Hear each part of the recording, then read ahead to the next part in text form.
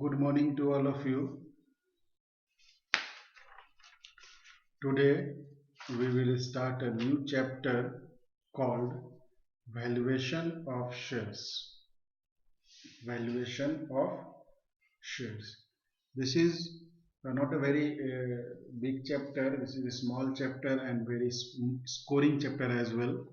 There are two sorts of chapter: valuation of shares and valuation of goodwill.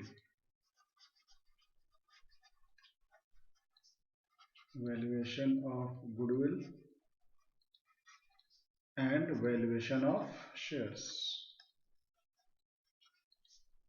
ये दो तरह के chapter जो हैं लगभग एक जैसे हैं।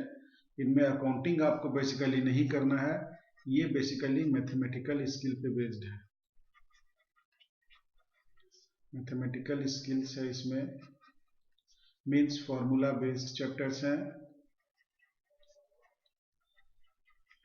आपको फॉर्मूला याद करना है या समझ लेना है उसे, और फॉर्मूला का यूज करते हुए आपको गुडविल का वैल्यूएशन कर देना है और शेयर्स का वैल्यूएशन कर देना है। एग्जाम के पॉइंट ऑफ व्यू से अगर मैं बात करूं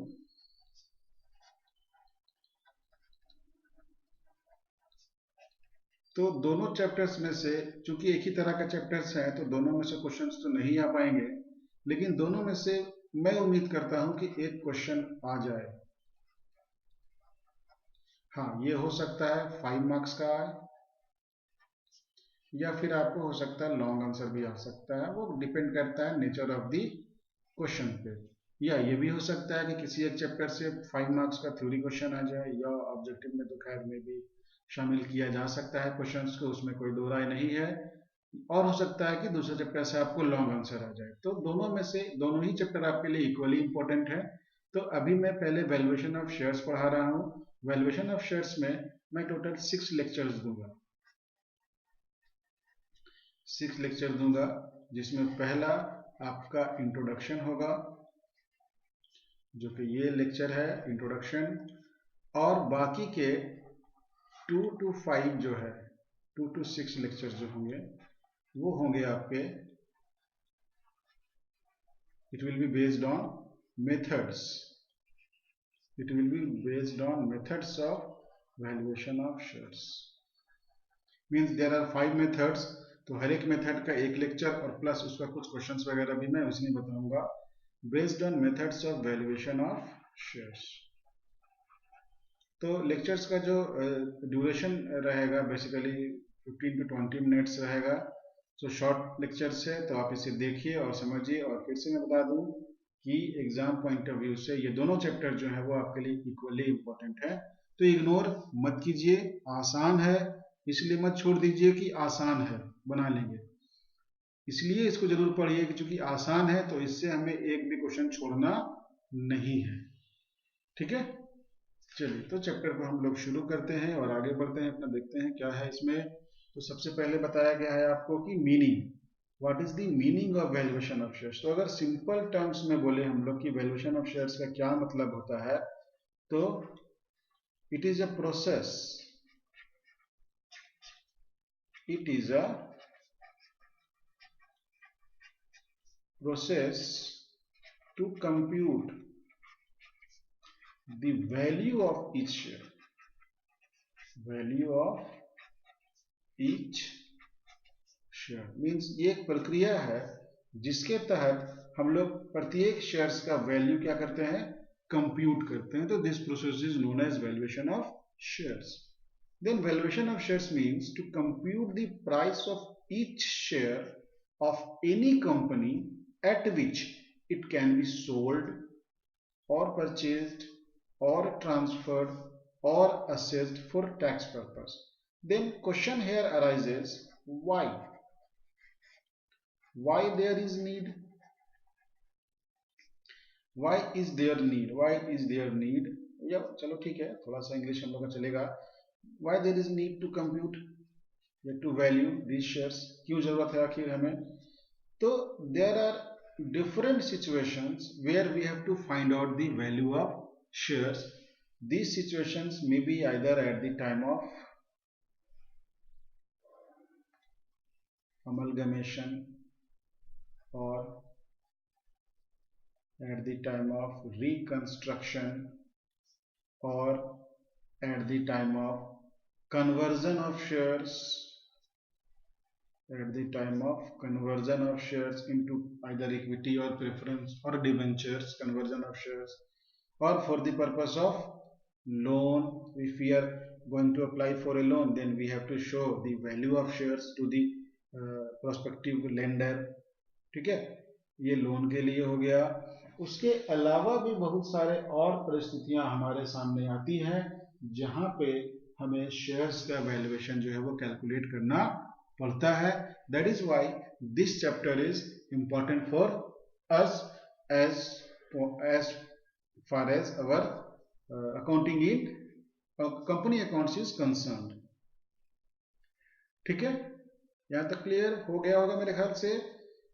उसके बाद हम लोग देखते हैं कि what are the different values of shares. What are the different values of shares. Shares क्या वैल्यू जो है वो कितने प्रकार के हो सकते हैं। तो सबसे पहला जो वैल्यू है शेयर्स का वो है फेज वैल्यू और पार वैल्यू। इसे आप लोग नॉमिनल वैल्यू के नाम से भी कह सकते हैं। नॉमिनल वैल्यू भी कहा जा सकता है। मीन्स यह वह वैल्यू है जिस वैल्यू पे आपने शेयर्स को मेमोरेंडम ऑफ एसोसिएशन के कैपिटल क्लॉज में दिखाया होगा।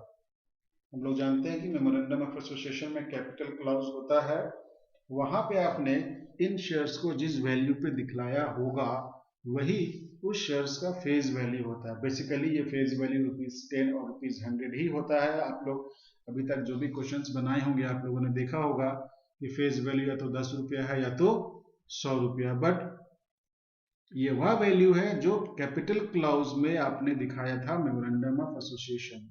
ठीक है, ये हो गया आपका फेज वैल्यू जो फेज पीरियड होता है।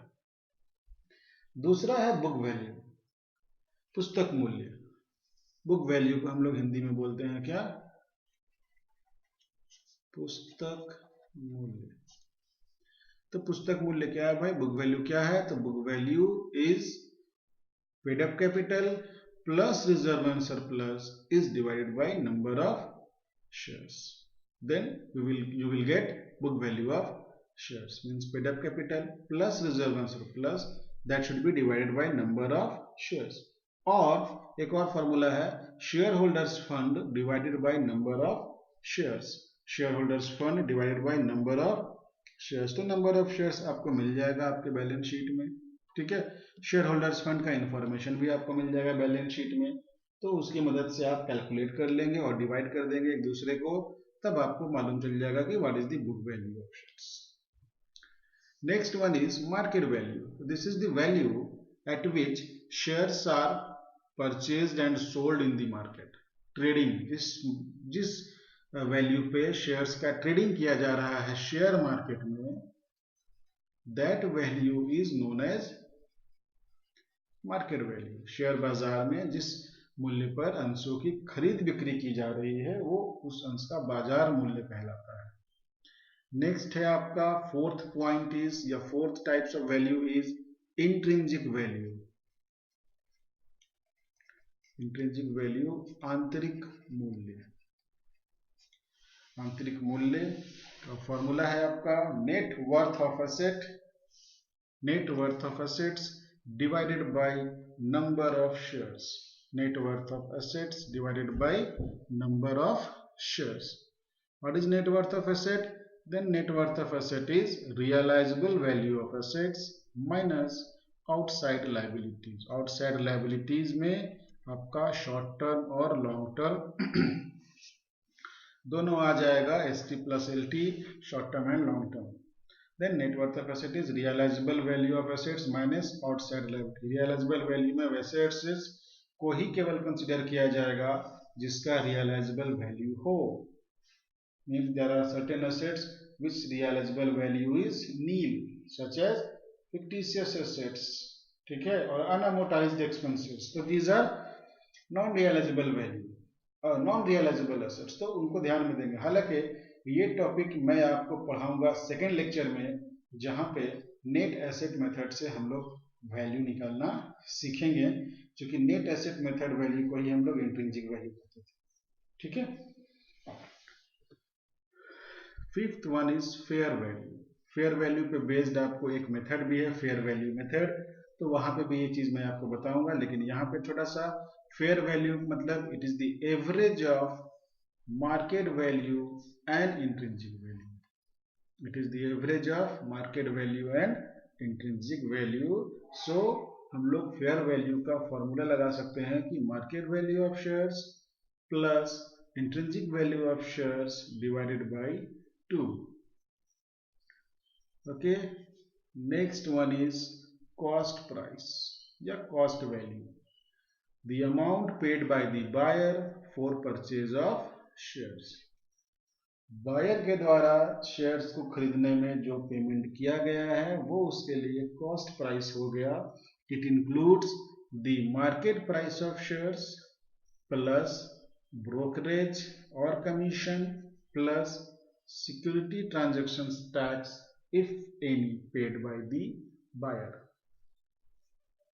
ठीक है, तो कॉस्ट का मतलब जितने मूल्य पे आपने, जो बाजार मूल्य है शेयर्स का, प्लस उन शेयर्स को खरीदने के लिए आपने जो ब्रोकरेज या कमीशन दिया, प्लस उन शेयर्स को आपने खरीदने के लिए जो सिक्योरिटी ट्रांजैक्शन टैक्स का पेमेंट किया है, वही उसका कॉस्ट प्राइस है। ठीक है, तो these are the different value of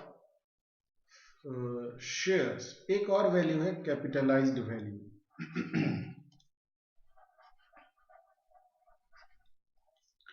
capitalised value, तो इट बेसिकली डिपेंड्स अपॉन,